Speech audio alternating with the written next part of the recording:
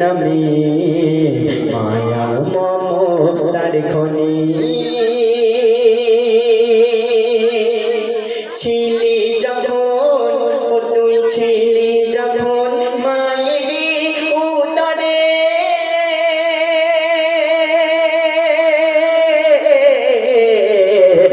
জান হাতে করে মারা তাই ঘরে জান হাতে করে মারা তাই ঘরে আর কি করে যাত নাই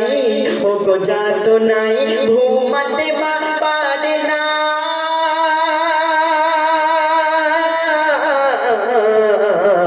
এই বুঝি আজরাইল তার দেয় হানা এই বুঝি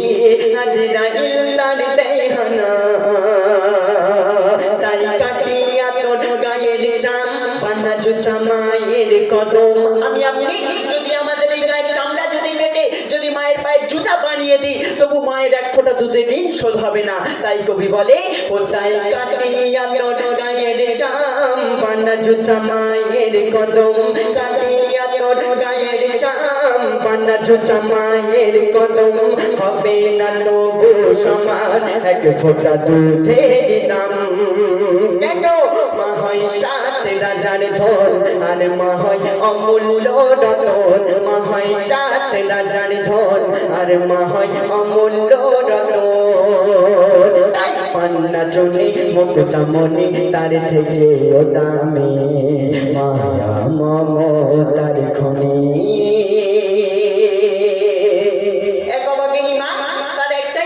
সন্তান ছিল তার স্বামী দুনিয়া থেকে অনেক দিন আগে পর্দা নিয়েছে তো সেই অভাগিনী মায়ের একটা মাত্র সন্তান ছিল সেই মাকে সেই মা পরের দ্বারে ভিক্ষা করে মেহনত করে বড় করলো বড় করে সেই ছেলে সেই মা পরের দ্বারে ভিক্ষা করে করে সেই ছেলেকে পড়াশোনা শেখালো পড়াশোনা শেখানোর পরে সেই ছেলে একটা সরকারি চাকরি পেয়ে গেল তখন সেই ছেলের মা বলে বাবা গো তোমাকে আমি ছোটবেলা থেকে বহুত কষ্ট করে লালন পালন করে বড় করেছি বা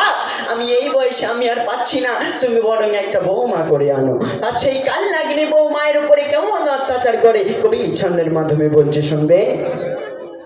এক অভাগী ও এক অভাগী ছেলেকে মানুষ করে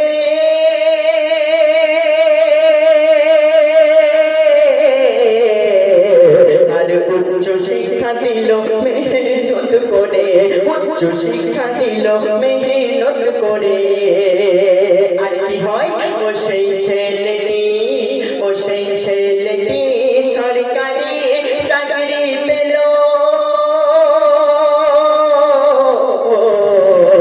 আর সুন্দরী দেখে বিয়ে করে আনিল কাল নাগিনী দেখে বিয়ে করে আনিল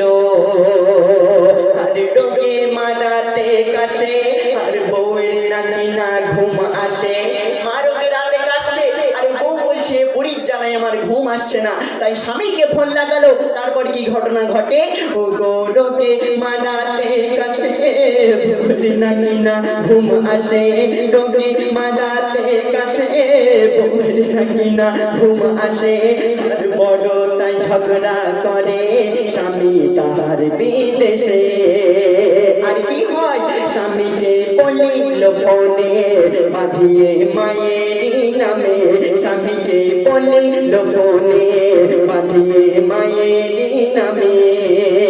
বিবির কথাতে সাথে সাথে ঘরে ফেরে স্বামী মায়া মমতার খনি সেই ছেলে বাড়ি ফিরে বিবির কথা শুনে যখন সেই ছেলে বাড়ি ফিরলো সেই ছেলে একবারও ভাবলো না যে মা আমার 10 মাস 10 দিন গর্ভে ধরে লালন পালন করে আমাকে এত বড় করলো সেই ছেলে একবারও ভাবলো না যে মা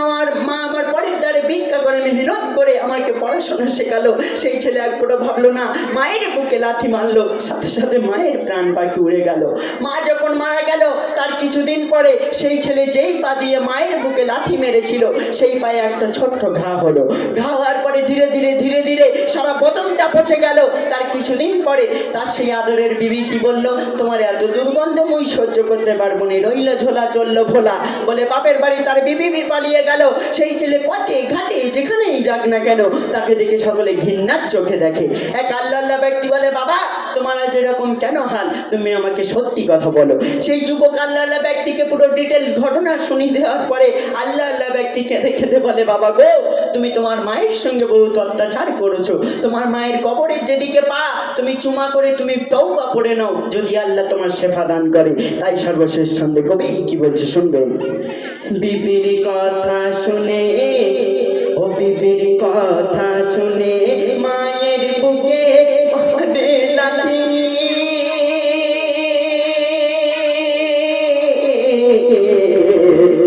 সাথে সাথে উড়ে যায় মার প্রাণ পাখি, গো সাথে সাথে উড়ে যায় মার প্রাণ পাখি। আর কিছুদিন, ও গো কিছুদিন পরে পায়ে ছোট ঘা হলো,